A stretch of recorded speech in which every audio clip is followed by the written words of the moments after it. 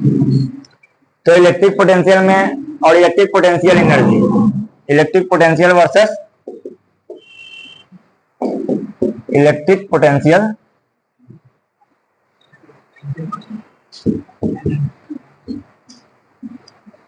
Energy. तो electric potential क्या होता है? जैसे ये डेफिनेशन में बताया गया एनसीईआरटी में कि इलेक्ट्रिक पोटेंशियल होता है कि +1 यूनिट चार्ज को, या उसको बोलते हैं टेस्ट चार्ज, जो स्मॉल चार्ज होता है, उस चार्ज को क्या करते हैं, इंफिनिटी से किसी एक पॉइंट पे लेके जा रहा है। मतलब मान लो ए पॉइंट पे लेके जा रहा है, तो इंफिनिटी से ए पॉइंट पे चार्ज लेके गए, तो जो वर्क डन करना पड़ा +1 चार्ज पे या टेस्ट चार्ज पे, वो आपका क्या कहा जाता है? Electric potential. क्या कहा जाता है? Electric potential. तो पहला जो चार्ज है उसको उठा के इंफिनिटी से यहाँ पे प्लेस करने में, तो उसमें क्या करना पड़ा हमें? इंफिनिटी से जो पहले ये जो ए पे चार्ज ला के रखे हैं, उसमें लाने में कितना वर्क डन करना पड़ा हमें? 0। क्यों वर्क डन करना पड़ा 0? अभी पता चलेगा। अब मान लो जैसे ये ए के लेके आया, तो यहाँ पे तो कोई पहले से चार्ज था नहीं। पहले से चार्ज क्या था? कुछ भी नहीं था। इसीलिए हमें वर्क डन इंफिनिटी से इसको लेके आने में कोई भी वर्क डन हमें करना ही नहीं पड़ा।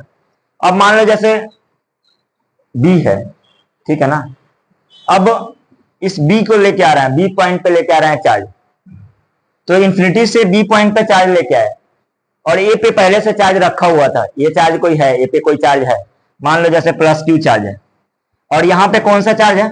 +1 यूनिट का चार्ज है, या स्मॉल चार्ज है, जिसको क्या बोलते हैं? टेस्ट चार्ज बोलते हैं। तो इस टेस्ट चार्ज को लेके आने में अब ये कितना डिस्टेंस पे है? ये r डिस्टेंस पे। कितना डिस्टेंस पे है? r डिस्टेंस पे है। तो वर्क डन करना पड़ेगा हमें। वर्क डन करना पड़ेगा कि नहीं करना पड़ेगा? किसके अगेंस्ट वर्क डन करना पड़ेगा?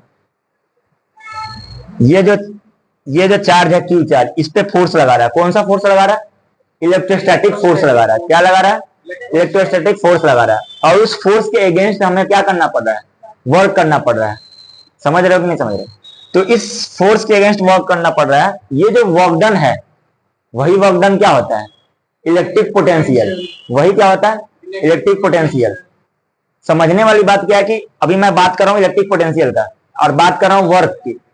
तो इलेक्ट्रिक पोटेंशियल और वर्क दोनों में क्या है कि वर्क और एनर्जी ऑलमोस्ट सेम होता है। अगर जब आप छोटे क्लास में पढ़ रहे हो तो वहां वर्क के बारे में और एनर्जी के दोनों का यूनिट क्या होता है?